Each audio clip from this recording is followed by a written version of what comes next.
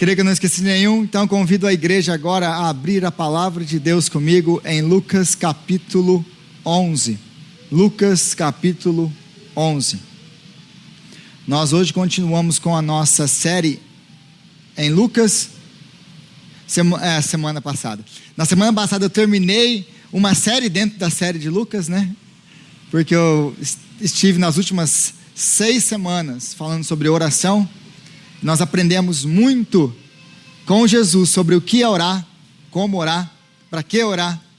E nós fomos muito edificados. Eu creio que a igreja foi edificada, eu fui muito edificado. Então, foi um tempo muito bom. Mas agora continuamos com a nossa série em Lucas. Lucas capítulo 11, nós lemos a partir do versículo 14. Lucas 11, a partir do versículo 14. E diz assim a palavra de Deus. Jesus estava expulsando um demônio que era mudo. Quando o demônio saiu, o mudo falou e a multidão ficou admirada. Mas alguns deles disseram: é por Beelzebu, o príncipe dos demônios, que ele expulsa demônios. Outros o punham à prova, pedindo-lhe um sinal do céu. Jesus, conhecendo os seus pensamentos, disse-lhes: todo reino dividido contra si mesmo será arruinado, e uma casa dividida contra si mesmo cairá. Se Satanás está dividido contra si mesmo, como seu reino poderá subsistir? Digo isso porque vocês estão dizendo que expulso demônios por Beelzebu. Se expulso demônios por Beelzebu, por quem expulsam os filhos de vocês? Por isso eles mesmos estarão como juízes sobre vocês. Mas se é pelo dedo de Deus que expulsa os demônios, então chegou a vocês o reino de Deus. Quando o homem forte, bem armado, guarda sua casa, seus bens estão seguros. Mas quando alguém mais forte o ataca e o vence, tira-lhe a armadura em que confiava e divide os despojos. Aquele que não está comigo é contra mim. Aquele que comigo não ajunta, espalha. Quando um espírito imundo sai de um homem, passa por lugares áridos procurando descanso e não o encontrando, diz: voltarei para a casa de onde saí. Quando chega, encontra a casa varrida e em ordem. Então vai atrás de outros 7 espíritos piores do que ele, e entrando passam a viver ali. E o estado final daquele homem torna-se pior do que o primeiro. Enquanto Jesus dizia estas coisas, uma mulher da multidão exclamou: feliz a mulher que te deu a luz e te amamentou. Ele respondeu: antes, felizes são aqueles que ouvem a palavra de Deus e lhe obedecem. Aumentando a multidão, Jesus começou a dizer: esta é uma geração perversa. Ela pede um sinal miraculoso, mas nenhum sinal lhe será dado, exceto o sinal de Jonas. Pois assim como Jonas foi um sinal para os ninevitas, o Filho do Homem também o será para esta geração. A rainha do sul se levantará no juízo contra os homens dessa geração e os condenará, pois ela veio dos confins da terra para ouvir a sabedoria de Salomão. E agora está aqui quem é maior do que Salomão. Os homens de Nínive se levantarão no dia do juízo com esta geração e a condenarão, pois eles se arrependeram com a pregação de Jonas, e agora está aqui quem é maior do que Jonas. Ninguém acende uma candeia e a coloca num lugar onde fica escondida, ou debaixo de uma vasilha. Ao contrário, coloca-se num lugar apropriado, para que os que entrem possam ver a luz. Os olhos são a candeia do corpo. Quando seus olhos forem bons, igualmente todo o seu corpo estará cheio de luz. Mas quando forem maus, igualmente o seu corpo estará cheio de trevas. Portanto, cuidado para que a luz que está em seu interior não sejam trevas. Logo, se todo o seu corpo estiver cheio de luz, e nenhuma parte dele estiver em trevas, estará completamente iluminado, como quando a luz de uma candeia brilha sobre você. Até aqui a leitura da palavra de Deus. Então, esse é um texto longo, um texto cheio de mudanças aparentes aqui. Parece que as coisas não se conectam muito bem. E à primeira vista, até quando você vai estudar esse texto, você olha e você não entende muito bem a conexão de todos os pontos. Como que isso aqui se conecta? Porque parece que é uma história depois da outra que conecta com uma outra coisa. Parece que mudam-se os temas aqui. Mas eu li todo esse texto, porque todo esse texto ele está conectado. Não tem como nós quebrarmos, explicarmos esse texto sem explicar todo o texto, porque todo ele está entrelaçado. E aí no versículo 14 nós começamos com um relato de Jesus expulsando um demônio, o que não é estranho nos evangelhos, porque no evangelho de Lucas nós já vimos Jesus expulsando demônios. Então por que Jesus, ou Lucas, está agora de novo relatando uma outra expulsão de demônio?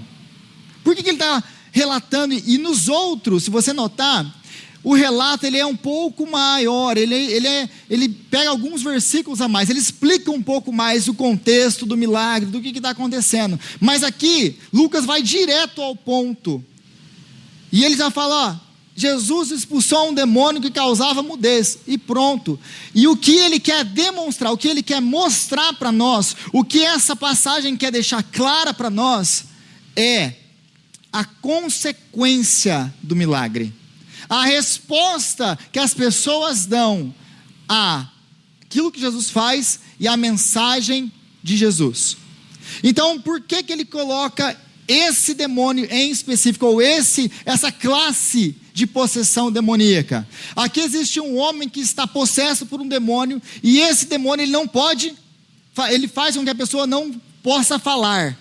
Ele causa mudez. Se você voltar para o evangelho de Mateus, no capítulo 12, que é a passagem paralela dessa passagem, esse demônio, ele não apenas causa mudez, mas ele causa surdez. Essa pessoa não podia nem ouvir e nem falar por causa desse demônio. Aí nós precisamos entender o porquê que essa história está aqui. Porque já disse isso e repito, as histórias que nós temos na Bíblia não são apenas livres exercícios da memória dos discípulos, dos apóstolos, dos escritores bíblicos. Vamos escrever um biógrafo da vida de Jesus.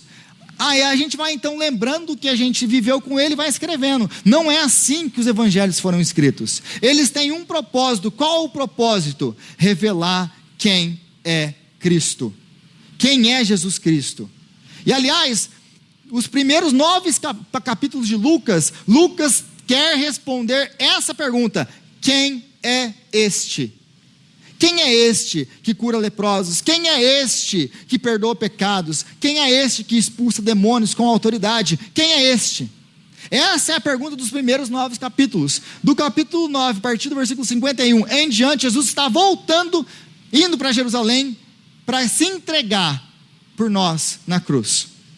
Então agora a pergunta muda. A pergunta agora, a partir do capítulo 10 é: o que é ser discípulo de Jesus? Como eu respondo aquilo que foi revelado na primeira parte?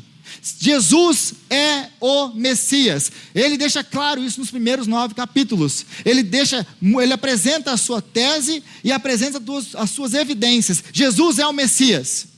Então, se ele é o Messias, como eu vivo à luz disso? É a primeira pergunta.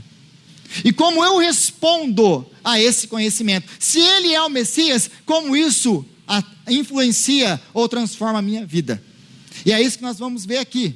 A mensagem está sendo pregada. Como que as pessoas respondem a essa mensagem? Então, um demônio mudo. Por que isso aqui é importante? Porque ele descreve que tipo de demônio, o que o demônio causa. Porque na cabeça dos judeus naquele tempo existiam o que nós podemos chamar de classificação de milagres messiânicos. Como que funciona isso? Milagres, outras pessoas faziam milagres.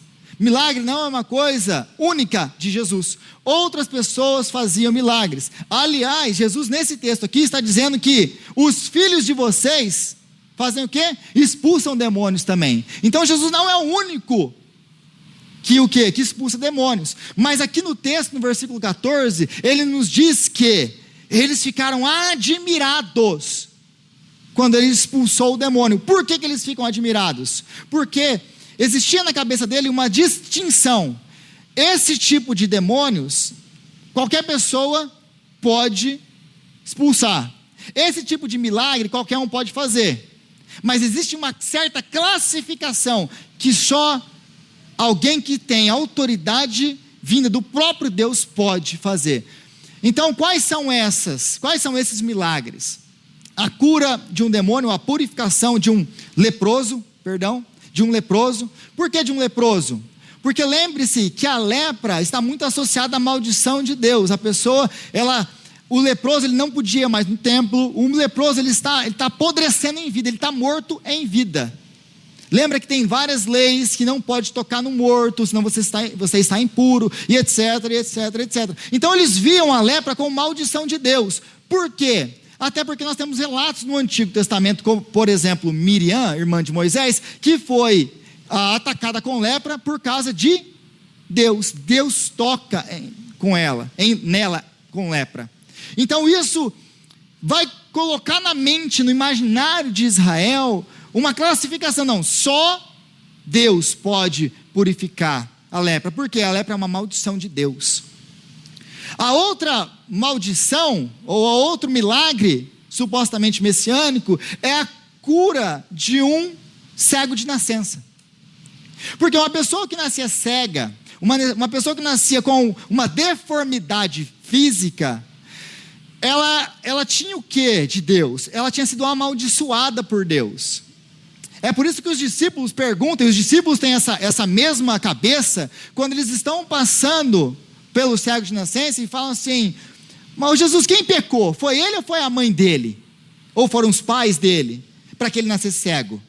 Eles têm essa mentalidade na cabeça dele. Se nasceu cego, se tem problema na vida, se está doente, é porque está em pecado. Está em pecado. E aí Jesus responde o quê? Responde dizendo: nem ele, nem os pais, mas ele nasceu assim para que a glória de Deus seja manifesta. Aí a terceira classe era o demônio que causa mudez. Por quê? Porque no judaísmo, dentro das práticas judaicas, como que você expulsa um demônio? Você expulsa um demônio exercendo autoridade sobre ele. E como que você exerce a autoridade? Pelo ato de nomear. Então, para você expulsar um demônio, você tem que saber o nome do demônio. Se você não sabe o nome do demônio, você não expulsa ele.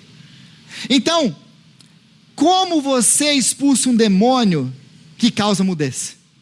Só Deus pode fazer isso. Então, quando Jesus faz isso, a multidão se admira. E se você vai para Mateus e para os relatos paralelos, você vai ver que eles se admiram e apontam para essa direção. Não será esse o Messias? Não será esse o enviado de Deus? Então é por isso que eles estão admirados. E aí, ouvindo isso, é que nós temos essas respostas que os fariseus e outros da multidão dão. Qual a resposta dos fariseus? Eles têm que assumir uma coisa aqui agora. Eles têm dois caminhos para assumir. Ou Jesus está fazendo o que ele está fazendo, pelo dedo de Deus, pelo Espírito de Deus, pela autoridade de Deus, e sendo quem ele diz que ele é, o Messias. Ou ele está fazendo isso por algum outro poder que não é o de Deus. É alguma magia, ele invoca demônios, ele faz alguma coisa. Qual o caminho que eles vão? Pelo outro. Porque eles querem a todo custo colocar Jesus em qualquer outra categoria, menos no lugar certo. Ele é o Messias. Então eles assumem aqui, não, ele faz porque ele está fazendo isso por um demônio. A força que ele tem, o poder dele é demoníaco. Então nós temos duas respostas aí. Os blasfemadores, a blasfêmia, né? Porque ele faz isso. Eles falam que a ação de Deus é a ação de Satanás. Eles atribuem o trabalho do Espírito Santo a Satanás. E aí nós temos, então, essa primeira resposta, que no versículo 15, que Jesus vai responder do versículo 17 ao 20, ele vai dar uma resposta a isso. Aí no versículo 16 nós temos os céticos, a resposta dos céticos. O que o cético fala? Não, eu preciso de mais provas, eu tenho que ter outra resposta, então eu vou poder te falar o que eu acho disso aí tudo. Então nós temos aquele que blasfema e temos o cético. Jesus então responde do versículo 17 ao 20 a primeira resposta dos blasfemadores. E ele vai responder do versículo 29 ao 32 os céticos. Então é isso que a gente vai ver aqui agora. Então é por Beelzebul que ele faz isso. Qual que é a resposta de Jesus? Se você voltar aí no versículo 17, você vai ver que Jesus dá duas respostas contra esse argumento. Quais as duas respostas que ele dá? O que vocês estão falando não faz sentido nenhum. Imagina que nós temos dois exércitos aqui. Um exército desse lado, um exército desse lado. Aqui é a linha de batalha. Já assistiram aqueles filmes medievais de gladiadores, etc? Os dois exércitos, um de frente com o outro, estão prontos para a batalha, certo? Imagina que nós temos dois exércitos aqui, um do lado, um do outro. De repente, esse exército aqui começa a lutar entre eles e se matar entre eles. O que esse exército aqui faz? Tem duas coisas que ele pode fazer. Ou ele senta, pega uma pipoca e assiste os caras se matarem, ou ele pode cercar o exército inimigo e terminar de matar todo mundo. É uma vitória fácil, tranquila. Então é exatamente isso que Jesus está falando. O que vocês estão falando não faz sentido. Se Satanás está contra Satanás, o reino dele está dividido, ele vai se destruir. Eles vão se destruir entre eles mesmos. Então, se você colocar isso e pensar sobre o que vocês estão falando, é ilógico a proposta de vocês. A segunda resposta que ele dá é a seguinte: bom, se eu expulso os demônios, se a minha autoridade ela vem de qualquer outro lugar de demônios, por quem expulsam demônios os filhos de vocês? O que Jesus quer dizer com isso aqui? Bom, a mesma autoridade que eu tenho para expulsar demônios, os filhos de vocês também têm. Da onde vem a autoridade dos filhos de vocês para expulsar demônios? De Deus. Eles invocam o nome do Senhor para poder expulsar demônios. Bom, se os filhos de vocês expulsam por causa do poder de Deus, vocês querem negar o meu poder e negar aquilo que eu estou fazendo, atribuir aos demônios o que não faz sentido, e negar que tudo que eu faço é pelo dedo de Deus, pelo Espírito de Deus. Então os próprios filhos de vocês vão se levantar contra vocês, em juízo contra vocês, porque vocês dizem que eles fazem as obras que eles fazem pelo poder de Deus. Aqui estou eu fazendo as mesmas obras que eles fazem, e muito maior do que as deles, e vocês não acreditam em mim. Mas se eu faço o que eu faço, aí Jesus ele vai concluir. Qual é a conclusão dele? No versículo 20: eu faço o que eu faço pelo dedo de Deus. Então Jesus, ele é o rei que está trazendo o seu reino. O rei chegou, que é o Messias, e ele está trazendo o seu reino. Aí a partir do versículo 21, Jesus ele vai falar que ele não apenas tem o poder sobre os demônios, mas ele tem o poder sobre todos eles. Ele tem o poder sobre o chefe deles, que é o homem forte. Aqui o homem forte, aquele que se guarda, é Satanás. Jesus ele tem poder sobre Satanás. Jesus ele é mais forte do que Satanás. Jesus é aquele que entra no inferno e destrói todas as barreiras, e destrói e traz os seus cativos. Ele nos liberta, ele quebra os grilhões que nos aprisionavam. Então ele é esse que pode nos libertar. Mas também Jesus ele nos mostra aqui que não existe neutralidade. Não existe o que nós costumamos dizer, o muro. Porque se você for para o versículo 23, está escrito assim: aquele que não está comigo é contra mim, aquele que comigo não ajunta, espalha. Então, em outras palavras, se eu posso colocar dessa maneira, Ou você está no reino de Cristo, ou você está no reino de Satanás. Ou você está cheio de Cristo, ou você está cheio de Satanás. Qual você está? Nossa, Rodrigo, isso é muito forte. Você não pode falar isso. Não sou eu, essa não é a minha opinião. Essa é a palavra de Deus. Ou você está em Cristo e pertence a Cristo, e você está na luz e anda na luz, ou você está em trevas, anda em trevas e pertence a Satanás. Não tem meio do caminho. Se eu ignoro Satanás, se eu ignoro Deus, se eu não acredito em nada dessas coisas, então eu estou tranquilo, certo? Não. Por quê? Porque você já pertence ao outro reino. Você já pertence ao outro reino. Então, ele começa a falar a partir do versículo 24 aí, e é uma passagem muitas vezes enigmática, as pessoas não entendem muito bem o que está acontecendo aqui. Ele fala que quando alguém expulsa um demônio, quando um demônio sai da vida de uma pessoa, ela vai e ela vaga por lugares áridos, e ela vai vagando por esses lugares áridos, não encontra onde pousar, e ela pensa e fala assim, o demônio pensa e fala assim, vou voltar para a minha antiga casa. Quando ele chega lá, ele encontra a casa organizada, varrida, limpinha, em ordem. Aí, ele, já sei, o que é melhor do que ter uma casa limpinha, varrida, em ordem? É ter uma festa. Vamos buscar a galera para fazer uma festa. E ele vai e busca 7 outros demônios, piores do que ele, e habitam agora naquela casa. E o estado daquela pessoa é pior agora do que o estava antes. O que nós podemos tirar ou entender disso aqui tudo? O que nós podemos entender disso aqui tudo? Existem muitas formas de se exorcizar os nossos demônios. Ou, em outras palavras, existem muitas outras formas de você conseguir ajuda.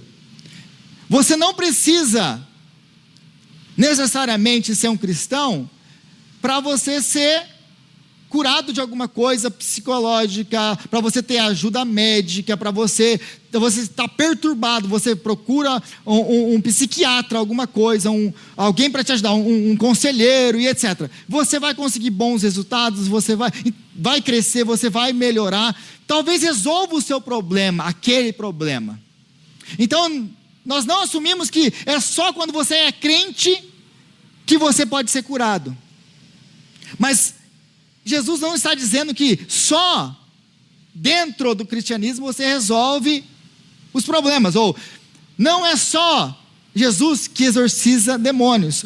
Os filhos dos fariseus, dos judeus, também exorcizavam. Então existem muitas outras maneiras de se ajudar uma pessoa.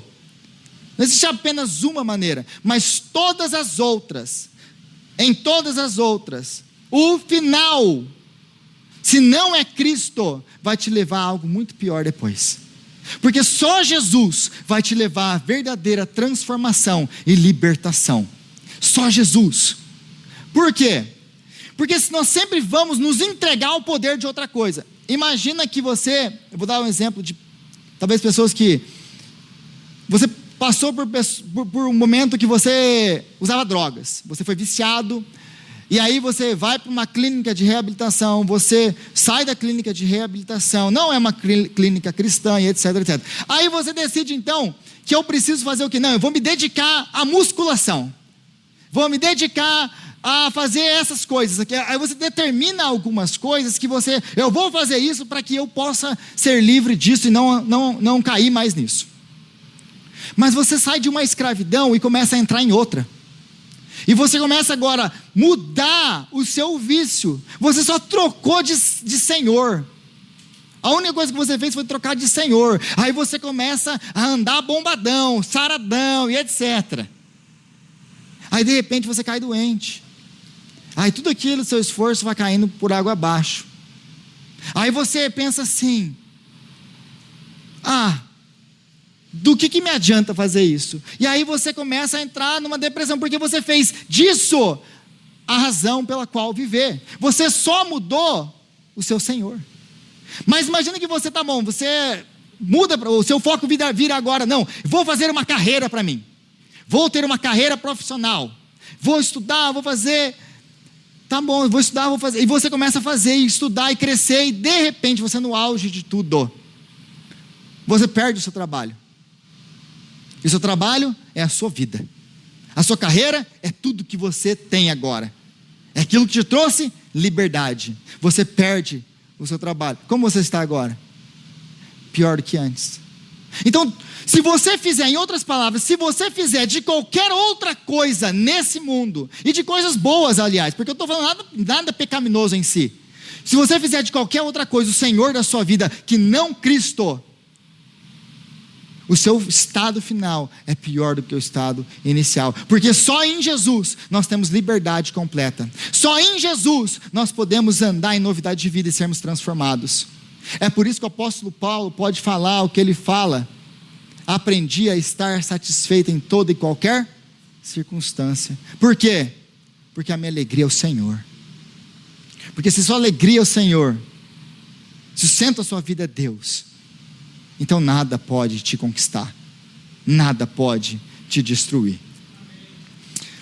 Aí no versículo 27, depois de tudo isso aqui, uma mulher lá do meio da multidão grita assim: amém, amém. Mas Rodrigo, não foi isso que ela disse não, Rodrigo? Não sabe ler não? Não, é verdade, não foi isso que ela quis dizer, mas bem-aventurada a mulher que te pariu e os seios que te amamentaram. O que ela está querendo dizer com isso? Glória a Deus, aleluia, é isso aí mesmo, Jesus, é só isso mesmo. Como que Jesus responde isso? Pare de dizer amém e mude de vida.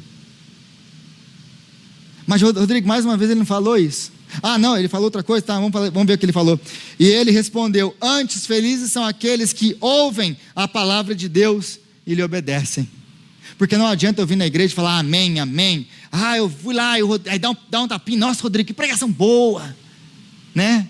Como diz o pastor Tales, dá um tapinha nas costas. O pregador é aquele negócio, você dá um tapinha nas costas e incha a cabeça, né? A gente vai se achando, a gente se acha alguma coisa. Mas não adianta falar amém, amém para a pregação e a minha vida continuar a mesma. Não adianta nada você vir aqui concordar com tudo que eu falei. E aí você sai daqui e continua com os seus doutores, continua com os seus exorcistas.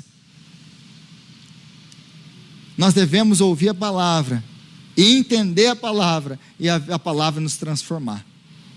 Não adianta nada falar amém e a minha vida continuar a mesma coisa. E aí no versículo 29 ao 32 ele vai dar uma resposta aos céticos. Voltamos para eles. Porque Jesus, lembra que eles pedem no versículo 16, eles pedem: olha Jesus, dá outro sinal aí pra gente, a gente quer ver. Porque aliás, manda um sinal do céu, porque você fez um sinal na terra qualquer um pode fazer. Agora do céu, quero ver se você faz. Faz aí um dia, dá uma de Elias aí então, manda fogo chover do céu, quero ver Jesus. Aí Jesus responde a acusação deles. E aí ele diz assim: aumentando a multidão, Jesus começou a lhes dizer: esta é uma geração perversa, ela pede um sinal miraculoso, mas nenhum sinal lhe será dado, exceto o sinal de Jonas. Aí a gente para, a gente pensa, tá gente, o que é o sinal de Jonas?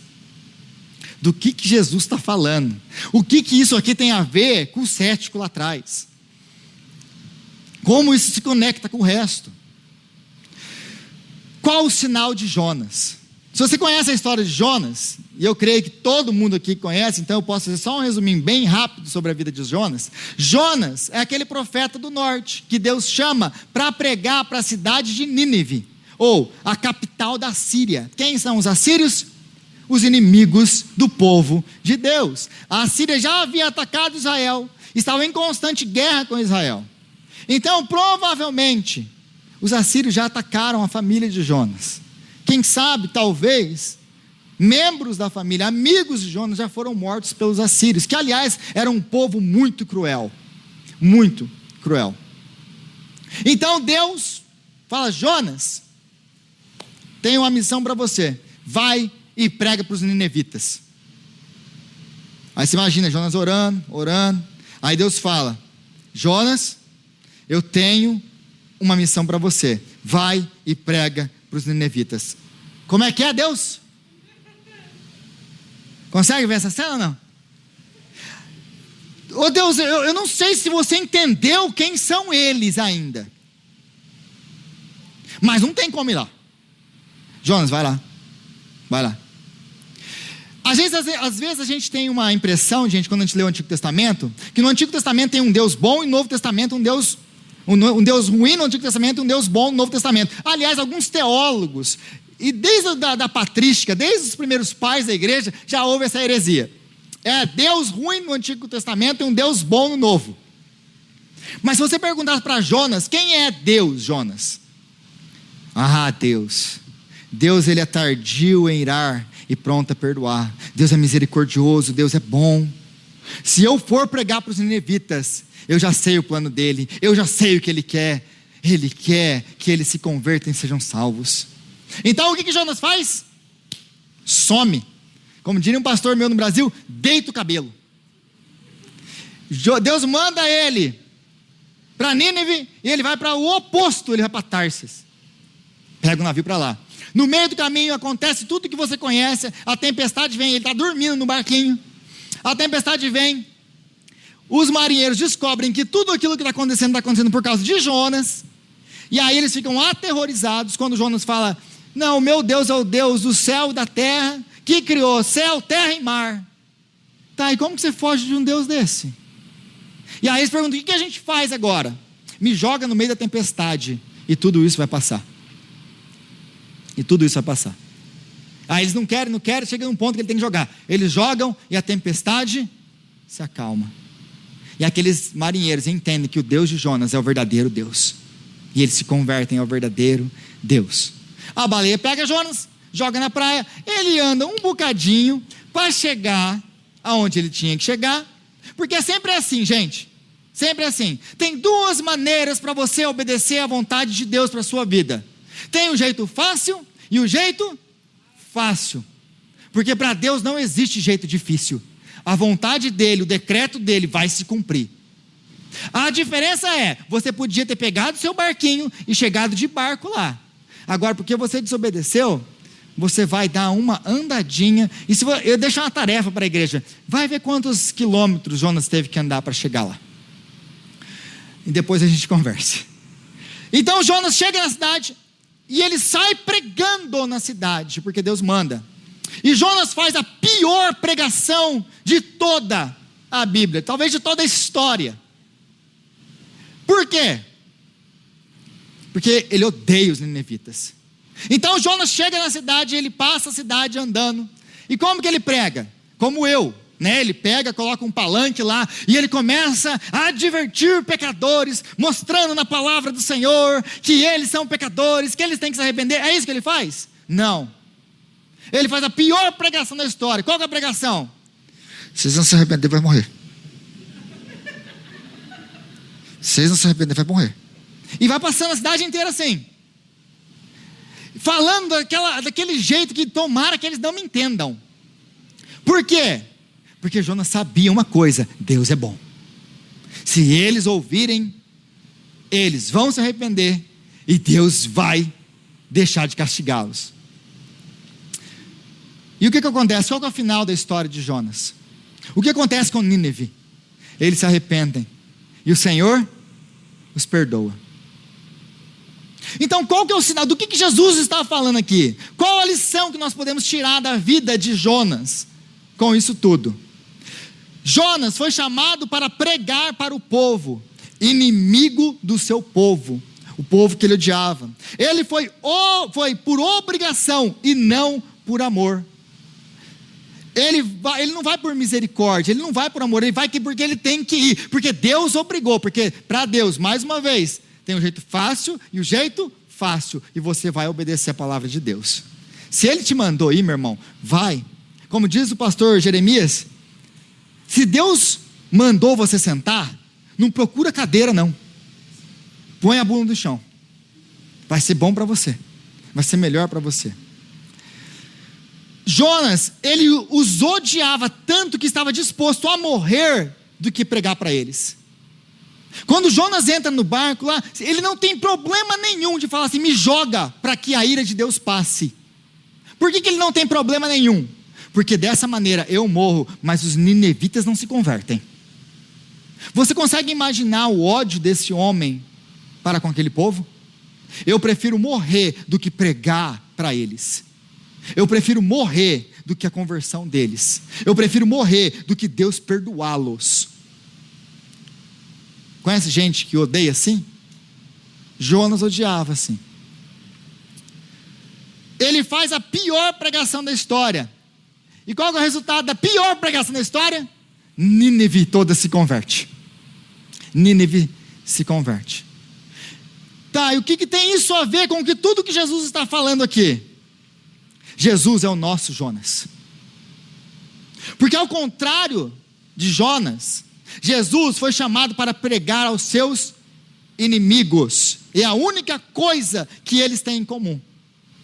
Jesus foi chamado para pregar aos seus inimigos, como Jonas também foi. Contudo, diferente de Jonas, ele não foi por obrigação, mas por amor e misericórdia. Ele não teve que ser forçado, ele veio por amor a mim e a você. Diferente de Jonas, Jesus os amava tanto, nos amava tanto, que estava disposto a morrer para pregar a eles. Ele sabia o que ia acontecer com ele quando ele veio. Ele sabia o preço que deveria pagar para que você e eu pudéssemos ter a pregação do Evangelho, para que nós pudéssemos ser salvos nele. Jonas estava disposto a morrer para não pregar. Jesus estava disposto a morrer para pregar e nos salvar. Ele faz a melhor pregação da história. Qual a pregação da história? A sua vida. Porque nós ainda hoje continuamos pregando domingo após domingo a sua vida, o seu ministério e aquilo que ele alcançou. Qual é o resultado de tudo isso? Qual é o resultado de tudo isso? Jesus ele dá no versículo 33 aos 36. É assim como essa história se conecta com o resto. Eles escutam de tudo isso. E aí eles falam: olha, o povo de Nínive vai se levantar no dia do juízo contra vocês, porque Nínive escutou a pior pregação da história e se converteu. Vocês viram o Filho de Deus encarnado. A rainha de Sabá veio de longe para escutar a sabedoria de Salomão. Vocês estão escutando aquele que deu sabedoria a Salomão.